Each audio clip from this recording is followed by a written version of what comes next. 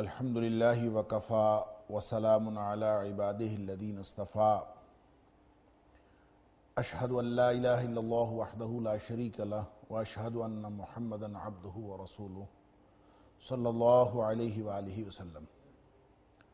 اللہم صلی علی محمد وعلی آل محمد کما صلیت علی ابراہیم وعلی آل ابراہیم انکا حمید مجید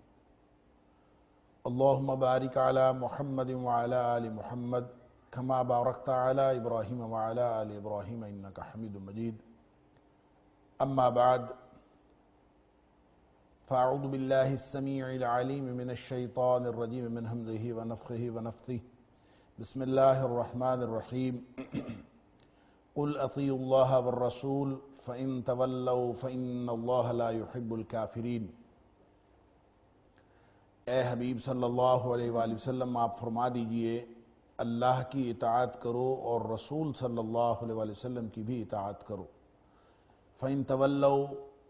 پھر اگر یہ لوگ منہ پھیر جائیں فَإِنَّ اللَّهَ لَا يُحِبُّ الْكَافِرِينَ تو ایسے کافروں کو اللہ تعالیٰ بالکل بھی پسند نہیں فرماتا۔ سورہ آل عمران کی آیت نمبر 32 سے آج کے سبق کا آغاز ہو رہا ہے، اور اس سے جو ماقبل کی آیت ہے جو ہم نے گزشتہ درس کے اختتام پر پڑھی، اس میں بھی نبی کریم صلی اللہ علیہ وآلہ وسلم کو ایک حکم دیا گیا کہ آپ لوگوں کو کہہ دیجئے قُلْ إِن كُنتُمْ تُحِبُّونَ اللَّهَ فَاتَّبِعُونِي يُحْبِبْكُمُ اللَّهُ وَيَغْفِرْ لَكُمْ ذُنُوبَكُمْ وَاللَّهُ غَفُورٌ رَحِيمٌ کہ اے حبیب صلی اللہ علیہ وآلہ وسلم آپ لوگوں سے کہہ دیجئے کہ اگر تم اللہ سے محبت رکھتے ہو تو میری محمد کریم صلی اللہ علیہ وآلہ وسلم کی اتباع کرنی پڑے گی۔ جب تم یہ کرو گے تو اللہ تم سے محبت کرنی شروع کر دے گا، اور ساتھ یہ بھی فرمایا کہ وَيَغْفِرْ لَكُمْ ذُنُوبَكُمْ تمہارے گزشتہ گناہ بھی معاف کر دے گا، اس لیے کہ وہ بہت بخشنے والا اور ہمیشہ رحم کرنے والا ہے۔ اب اسی طرح یہاں پہ بھی اعلان ہے کہ اے حبیب صلی اللہ علیہ وآلہ وسلم آپ فرما دیجئے کہ اللہ اور اس کے رسول صلی اللہ علیہ وآلہ وسلم کی اطاعت کرو، اور جو کوئی اس اطاعت سے منہ پھیرتا ہے وہ کافر ہے، اور ایسے کافروں کو اللہ تعالیٰ پسند نہیں فرماتا۔ گویا پچھلی آیت میں اتباع کا ذکر تھا اور اس آیت میں اطاعت کا ذکر ہے، دونوں کا تعلق اور دونوں کی بنیاد محبت ہے، جس پر گزشتہ درس کے اندر بڑی تفصیل سے گفتگو ہوئی۔ اور محبت وہ بنیاد ہے کہ جس کو اللہ کریم نے یہاں پہ استعمال فرمایا ہے تمام لوگوں کو نبی اکرم صلی اللہ علیہ وسلم کی اطاعت اور اتباع کی دعوت دینے کے لیے۔ جیسا کہ میں نے آپ سے عرض کیا تھا کہ سورہ آل عمران کا یہ جو ابتدائی حصہ جس میں ہم اس وقت ہیں، آیت نمبر 10 سے لے کر آیت نمبر 32 تک کا، اس میں اللہ کریم نے اہل کتاب کو اور خصوصاً عیسائیوں کو دعوت اسلام دی ہے، اور یہودیوں کا بھی دعویٰ محبت کا اور عیسائیوں کا بھی دعویٰ محبت کا، بلکہ یوں کہنا چاہیے کہ دنیا کا کوئی بھی مذہب رکھنے والا انسان ہوگا تو وہ اللہ سے کسی نہ کسی طور محبت کا دعویٰ کرتا ہے۔ تو اللہ کریم نے ایسا خوبصورت اسلوب بیان فرمایا ہے کہ دنیا کائنات میں کسی مذہب کا بھی کوئی بھی دعویٰ سچا نہیں ہو سکتا جب تک کہ وہ نبی اکرم صلی اللہ علیہ وسلم کی اطاعت اور اتباع میں نہ آ جائے۔ اگر کسی کا اللہ کے ساتھ محبت کا دعویٰ سچا ہے، چاہے وہ یہودی ہوں یا عیسائی ہوں یا کوئی اور مذہب کے ماننے والا ہو،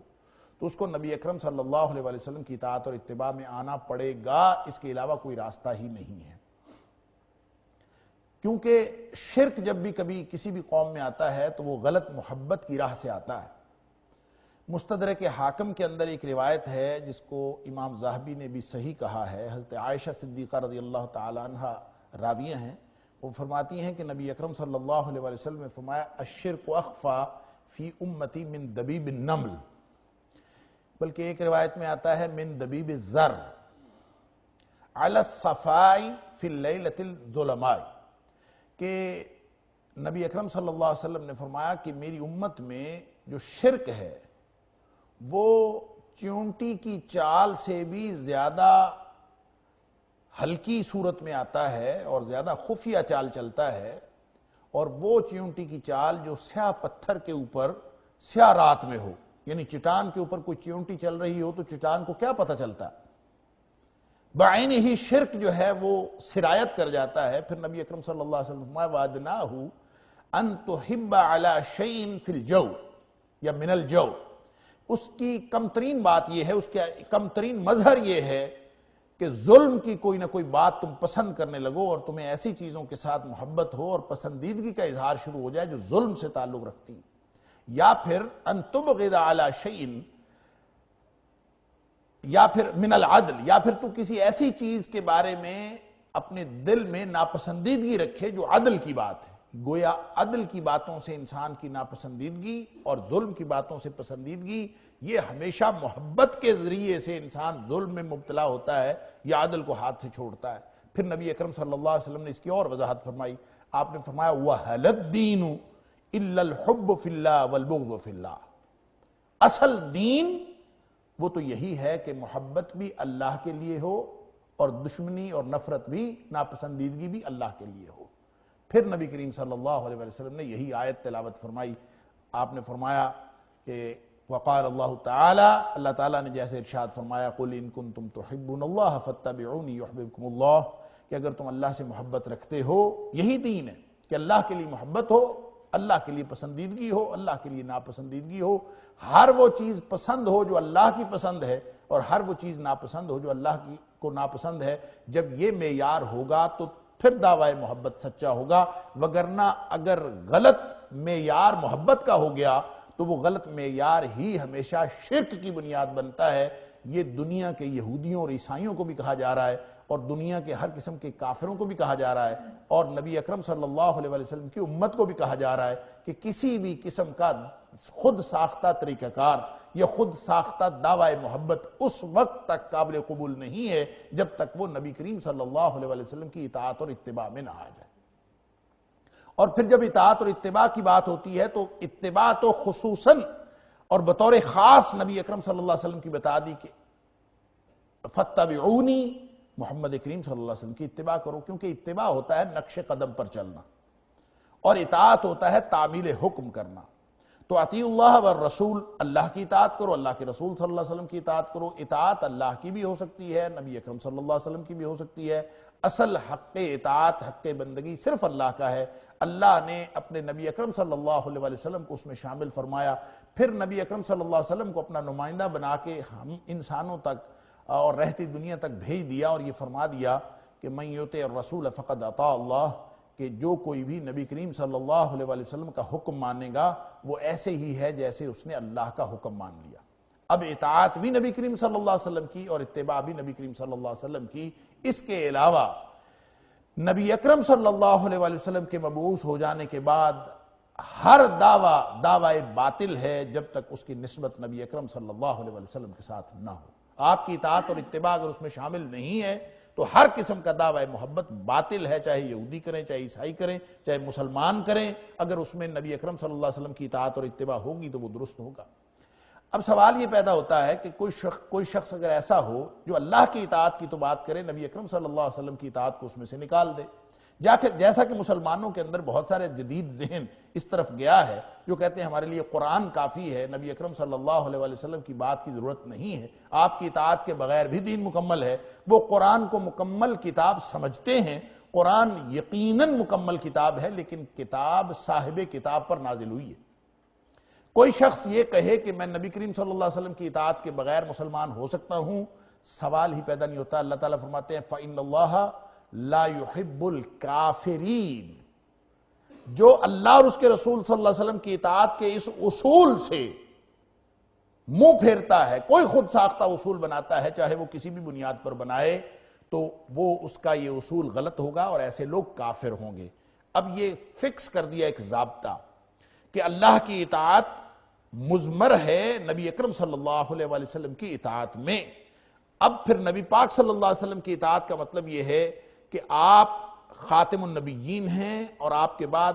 قیامت تک کوئی نبی نہیں آنا۔ اب اگر کوئی شخص نبی اکرم صلی اللہ علیہ وسلم کی اطاعت میں کمی کرے گا وہ بھی کافر ہوگا، اور جو شخص نبی اکرم صلی اللہ علیہ وسلم کی اطاعت میں کسی اور کو ایڈ کرے گا وہ بھی کافر ہوگا۔ اللہ کریم نے قیامت تک کے لیے یہ اصول بتا دی، لہذا فَإِنَّ تَوَلَّوْا، اس اصول سے جو بھی انحراف کرے گا چاہے وہ اپنی جدت کی بنیاد پر کرے، اپنے تجدد کی بنیاد پر کرے، کسی مغربی فکر کی بنیاد پر کرے، یا کسی اپنی ذاتی ذوق کی بنیاد پر کرے کہ وہ کہے کہ مجھے حدیث پسند نہیں ہے، یہ نبی کریم صلی اللہ علیہ وسلم کا اسوہ پسند نہیں ہے، اور وہ اپنی بات منوائے، نبی کریم صلی اللہ علیہ وسلم کی بات کو قابل اطاعت نہ سمجھے یا اس میں کسی اور کی اطاعت شامل کر دے، یہ اس اصول سے انحراف ہے جو اللہ کریم نے وہ معیار قرار دیا ہے۔ دیکھیں نبی کریم صلی اللہ علیہ وسلم نے حضرت عمر فاروق رضی اللہ تعالیٰ عنہ کو دیکھا کہ آپ کے ہاتھ میں کوئی تورات کا ٹکڑا تھا۔ نبی اکرم صلی اللہ علیہ وسلم نے پوچھا کیا پڑھ رہے ہو؟ اچھا ایسے ہی دیکھ رہے تھے کوئی اس میں کیا لکھا ہے، تو پتہ چلا کہ تورات کا ٹکڑا ہے۔ نبی اکرم صلی اللہ علیہ وسلم نے فرمایا عمر اگر موسیٰ علیہ السلام خود بھی تشریف لے آئیں تو وہ اس وقت تک ان کی نجات نہیں ہوگی جب تک وہ میری محمد کریم صلی اللہ علیہ وسلم کی اطاعت قبول نہ کر لے۔ یعنی اگر کوئی نبی، اب نبی کریم صلی اللہ علیہ وسلم کی عالمگیر نبوت ہے، اب کوئی نبی سابقہ نبی آ تو نہیں سکتا سوائے عیسیٰ علیہ السلام کے، کہ جس کا صحیح حدیث کے اندر آتا ہے کہ نبی اکرم صلی اللہ علیہ وسلم کے امتی کی حیثیت سے وہ آئیں گے، اور وہ جب حضرت عیسیٰ علیہ السلام کا نزول ہوگا تو وہ نبی کریم صلی اللہ علیہ وسلم کی امتی کی حیثیت سے آئیں گے۔ اب کوئی سابقہ نبی آ بھی جائے تو اس کی نبوت نہیں چلے گی، بلکہ نبی اکرم صلی اللہ علیہ وسلم کی نبوت چلے گی۔ یہ قیامت تک کے لیے یہ اصول ترتیب پا گیا، اور اللہ تعالیٰ نے یہی اصول بتایا ہے، اور اس اصول کو نہ ماننے والے فَإِن تَوَلَّوْا فَإِنَّ اللَّهَ لَا يُحِبُّ الْكَافِرِينَ، جو بھی اس اصول سے انحراف کرے گا وہ کافروں میں سے ہیں۔ آگے آیت نمبر